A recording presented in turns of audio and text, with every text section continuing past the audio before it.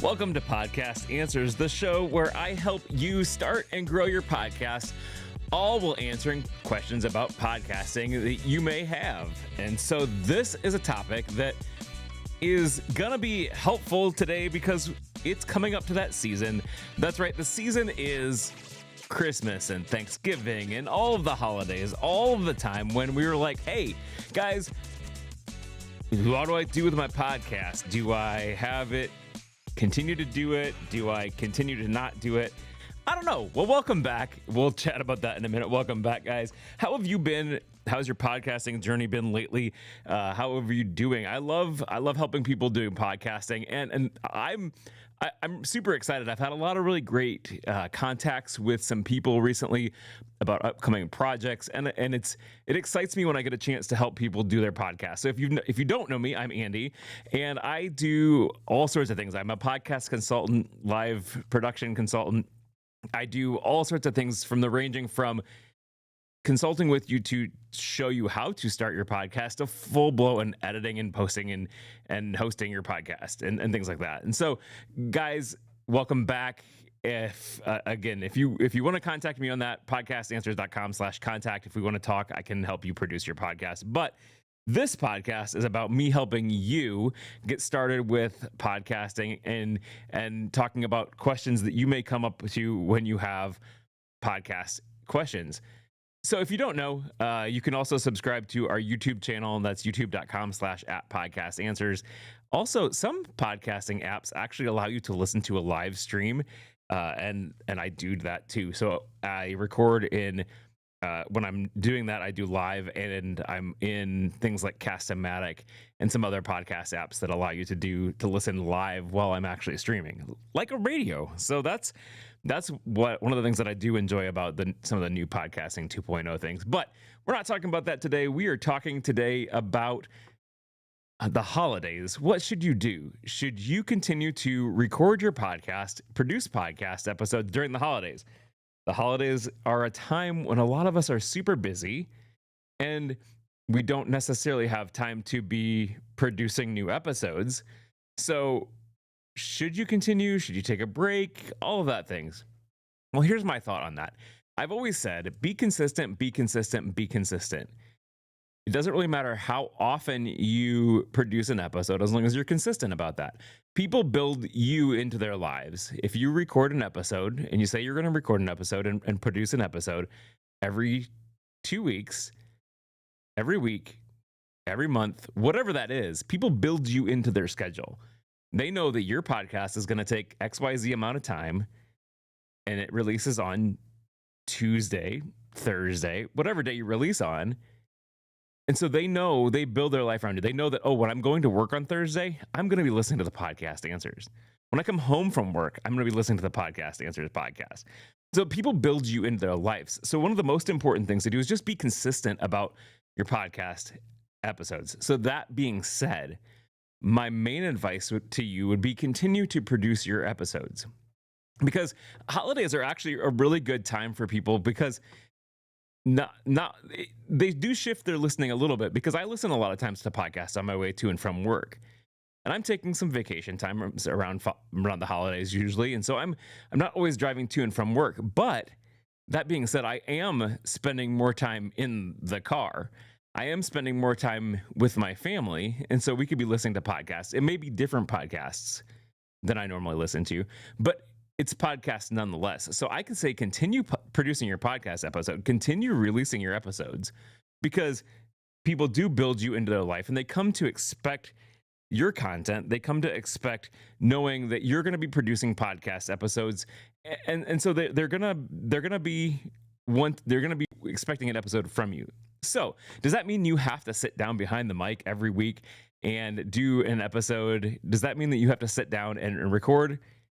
No. The great thing about podcasting is you can batch record your episodes. You can batch record, meaning that you can sit down and record 3 episodes, 4 episodes at a time, and then schedule those out in your podcast host. Almost all podcasts, actually every podcast host that I know, allows you to schedule the episode. So what that means is you can go in and you can say, I want this episode to come out on this next coming Tuesday. And then I want this next one to come up the next Tuesday and the next one. So if you sit down and spend just a little bit more time, let's say you schedule a Saturday before the holidays because you know your normal schedule is gonna be whopper jawed. Yes, I just used the word whopper jawed. And you're not going to get a chance to sit down in your normal schedule time. You can schedule some extra time in the studio and record 3 episodes, 4 episodes, whatever that works for you for this upcoming holiday season. I mean, you go from Thanksgiving, the end of November, to Christmas, the end of December, and then you kind of get back in the swing of things after the 1st of January. So it's really like kind of a month where things are kind of inconsistent with the normal schedule. So what you can do is you can record those episodes and set them to release. Now, again, continue to engage with your audience. Continue to engage. So if you have a Facebook group, a Facebook page, things like that, continue to go in there and engage with your listeners. Talk to them. Tell them when you do release. So even if you do schedule your podcasts out, you can schedule your social media posts, and I usually do that when I'm going to be releasing an episode, a week from now. But continue to engage. Go in there and talk with your listeners. Go in and just tell them about episode releases and talk to them about your episode releases. But again, you can batch record your episodes so that way you don't have to interrupt your schedule. Now, the other thing that you can do is if you are absolutely not going to have time to sit down and batch record, you can take a break. And I've done that on one of my other podcasts. As long as you let your listeners know, I would say in your first year, be consistent though. Definitely in your first year, always be putting out the episodes because that way people know that they're going to be coming to expect your podcast episodes. But especially after that, what you can do is you can say, hey guys, it's going to be super busy during this I know that I'm not going to have time to sit down and record, especially if you have a guest. I know for me in a different podcast where I have a co-host, November through January is really tough for us to sit down because we've got extra parties and things that are happening from families and friends and work. And since there's 2 of us, we have to coordinate 2 schedules. And so sometimes that is a lot and we don't have a chance to sit down and actually do the batch record, like I said. So what you can do is you can go in and you can say, what I want you to do is we're just going to take a break. And so the break, a lot of times you can say, hey guys, we're going to be taking a break from the beginning of December to January 1st. Guys, you can expect us to come back. We're not going anywhere. We're not leaving you. We're going to continue producing podcast content. But what we are going to do is we are going to be taking a break. So that means that you're not going to see any episodes in our podcast. Now, again, I don't recommend this because, again, people build you into their lives and they're going to have more extra time because you're driving to and from families and things like that around Christmas time. So I would recommend that you continue to produce podcast content. But if you don't have the ability to, you can take a break. But again, tell people that you are going to be taking a break and that they can expect you to come back. And so that's one of the things that I would definitely recommend. Now, one of the other things that I would say is you can continue to produce or not produce content, because if you can't do the batch recording, you're not going to be producing content. But what you can do is you can re-release old episodes too. This is kind of like a best of, and I wouldn't just straight release the episodes. What I would do is I would go in and I would do an introduction to it and say, hey, this is one of my favorite episodes because XYZ. And then you play a portion of it. And you can say, hey, if you want to listen to the rest of this is episode 65 from season 1, and I'll link it to you in the show notes. And then you can play that part of it. You can go on to another episode. You can kind of make a compilation of the best of your podcast, if you will. You can put that out as a new, I'm saying new in quotes, a new episode because it's new in your feed and it's a new MP3 file, but it's going to have an introduction. It's going to have a part of your previous podcast episodes in, so that you can say, hey, I want to I want to introduce you to some content that you may not have heard. If you're a newer listener, you may not have heard this content. And it's still evergreen. It's still great to do. So you can go back and produce those podcast episodes and people can still continue to listen. Now, the other thing that you can do during Christmas time is you can do like a feed drop What that does is it introduces people in your niche to other content in your niche, whatever, however you say that word. It and don't think of them as your competition. Think of them as cohorts, right? I mean, you're going to be doing things similar to them anyways. So why not let them listen to some of your, I'm going to use competitors, people in your niche, in your niche, this content. So you don't do this without permission. Definitely, you're going to need to get permission from the podcast producer that you're going to be featuring in your feed. But it's called a feed drop. And what you can do is you can say, hey, Joseph, I am going to be listening to, I'm going to be taking a little bit of a break, but I'm wondering if I could put one of your episodes in my feed, introduce your content to my listeners. And again, I wouldn't just drop their episode in there, but I would do an introduction. So you could say, hey, welcome to Podcast Answers. I'm just going to do a cold open here with it.